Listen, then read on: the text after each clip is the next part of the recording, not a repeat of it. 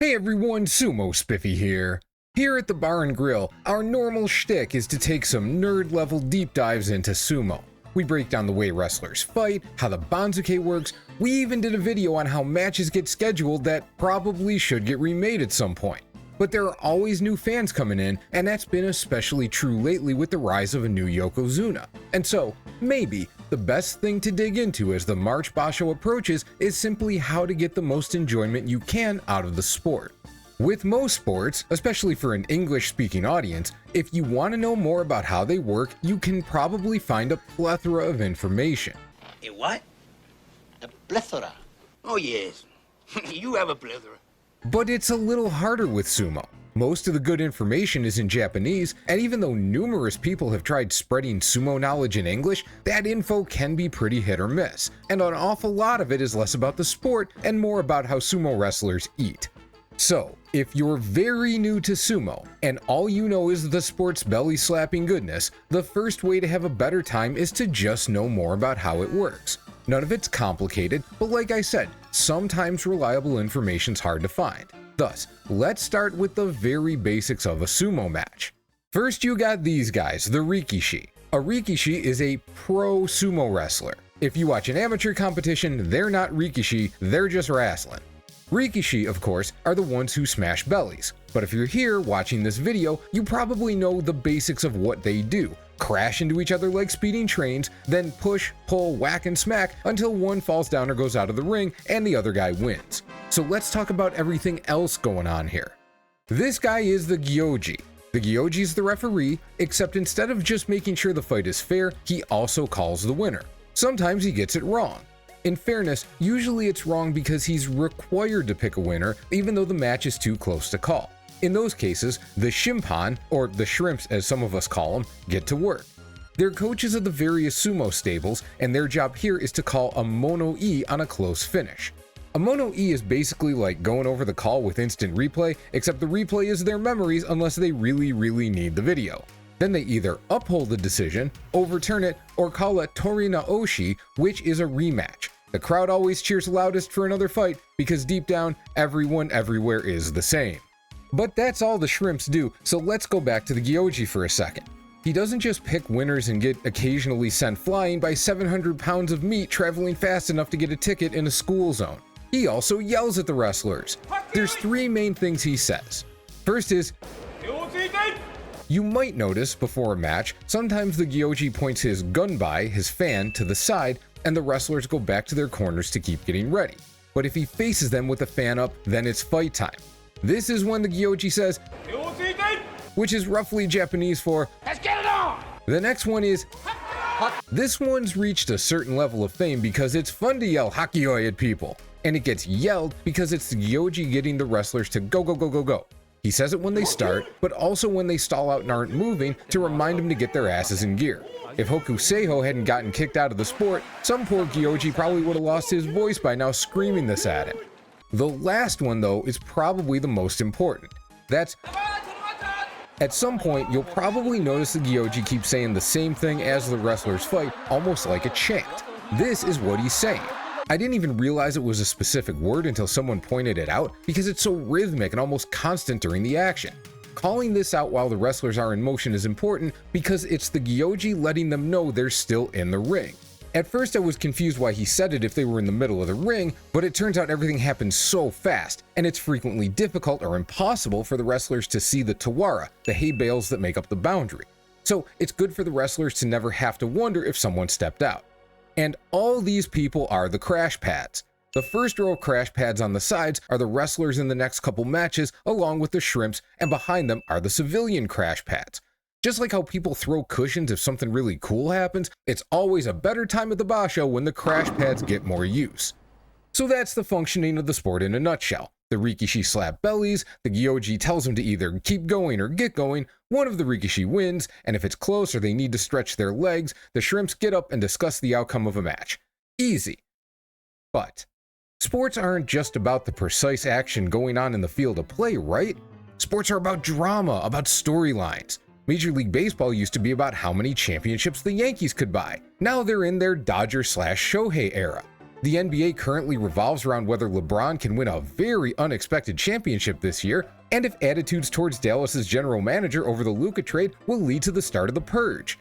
The NFL likes to keep its stories on a similar track year to year. And hey, let us know in the comments what's happening in hockey and soccer. I'm sure lots of people will care. Just like those sports, sumo has storylines too. What's great about sumo though is that you don't need to know hardly anything about the sport to know the core stories right away. See, the banzuke isn't just a rankings chart, it's the IMDb of the sports world. The top 4 ranks are the sanyaku, and you can think of them as the core cast for the upcoming season. The yokozuna is at the top of the list, and in sumo, the yokozuna is the main protagonist. When there are multiple yokozuna, it hasn't happened in a hot minute, but it is a thing, the one at the top is the one who did best last time, so he starts as the focus of the next chapter, but all of them are about equally important because they could push the others aside and take over the spotlight. And like any good main protagonist, they always have the most important spot in the credits until they're written out of the show entirely. The ozeki are the next rank down, and they're the main supporting cast. They're crucial to the plot in one way or another, and are generally seen as challengers to the supremacy of the main characters at the top of the story's world. But where main characters who don't perform in the spotlight are disappointments and the fans turn against them, ozeki are in a more flexible spot. They're strong enough to carry the dramatic load without it being too much of a surprise they're doing so, but when there's a reliable yokozuna, they're also just outside the brightest spotlight. So, if their current story arc isn't that interesting, it's easier for fans to pay attention to other characters. But if the yokozuna's hurt, then the brightest lights are on them. They're temporary main characters while the audience waits for the real main character to come back. Sekiwake and komusubi finish off the sanyaku. These are listed right after the ozeki, but in a plot sense, they're a couple steps back. In many cases, these wrestlers are never expected to be the champions who push the story forward, but rather they're the most intriguing of the rest of the cast. These are the characters who might threaten to climb onto the main stage, but usually can't generate the interest to get there. It's a treat to see a whole chapter revolve around them, but it's fairly rare, and that's okay.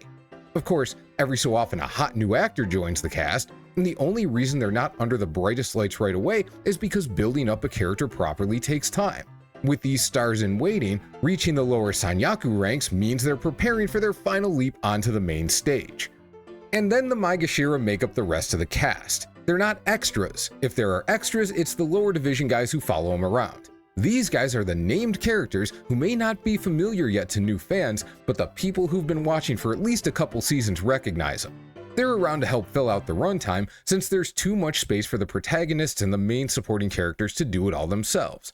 Plus, almost every season, there's someone from this group whose performance stands out and temporarily elevates them to the level of the main cast. The joy of watching the whole performance is that you never know exactly who it's going to be each time. If it helps, you can even draw comparisons between the wrestlers and characters from your favorite shows. For example, you could compare Terunofuji to Ned Stark. Injuries put a ticking clock on Teru's career, just like Ned in the Black Cells. And now that he's been taken off the stage, everything feels chaotic. No one knows what's going to happen next. Hoshoryu would be Jon Snow. Doesn't he have some serious Prince that was promised vibes? The unexpected leader stepping up when how many others were expected to be the ones to reach the pinnacle of power? And if you think that comparison doesn't work, hey, you could call him Khal Drogo just off his scowl. Maybe you're like, wait, if Hoshoryu's at the top, shouldn't he be King Robert? No, that's Onosato. Partly because he's not as important to the overall story as it seems like he should be, but mainly it's because of the drinking and the fighting. Kirishima, who's the most clever of the current wrestlers, clearly has to be Tyrion. For the other Lannisters, even though plenty of wrestlers could fit the role of great warrior with a terrible injury, I'm gonna go with Takayasu as Jaime. He can't be what he was, but still knows enough to be a threat. Coach Isegahama is Tywin, since they're both older, stay out of the fighting, and they know everything that's going on. And Ryuden definitely fits as Cersei. Two people who seem interesting at first, but the more you know about them, the more you want them to eat a big bag of shit. Who else? Ura is clearly Arya Stark, small and wily and beating your ass with whatever works in the moment. Atami Fuji is Sansa because it's easy to forget how young he is for someone so beaten down by the system. Ichi Yamamoto used to be a cop, so he can be Janos Slint. Oh yeah, Daisho. He consistently wins, People outside the sport see his records and wonder why he's rarely discussed as someone who can reach great heights, but the more into the sport you are, the easier it is to underestimate him. So he's definitely Brienne of Tarth. Takarafuji can be the Hound because I don't think he's a big enough asshole to be the Mountain. Aonishiki is Daenerys Targaryen, the threat from a distant land who's set to arrive any day now. Speaking of Daenerys, I've got Kotozakura as Jorah Mormont. I know Jorah's not nearly as central a character as you'd expect for an Ozeki, but sometimes it's just vibes, and tell me you don't see the same sad boy energy in these two. And Abi is Bronn. Come on, obviously.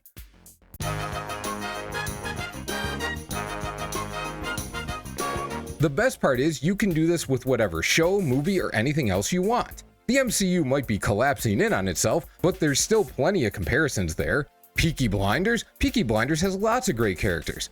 Hell, I made another list comparing Rikishi to the members of the Dropout cast. Yeah, Dropout's an improv group, but what's sumo if not improv with dire physical consequences? And now you know everything you need to know to have a better time watching sumo. Enjoy the March Basho, check out our undercard match of the day shorts during the tournament, but before all that, head over to sumospiffy.com/fantasy if you'd like to check out the fantasy sumo scene. That's all for now, folks. Have a great day, and I'll see you soon.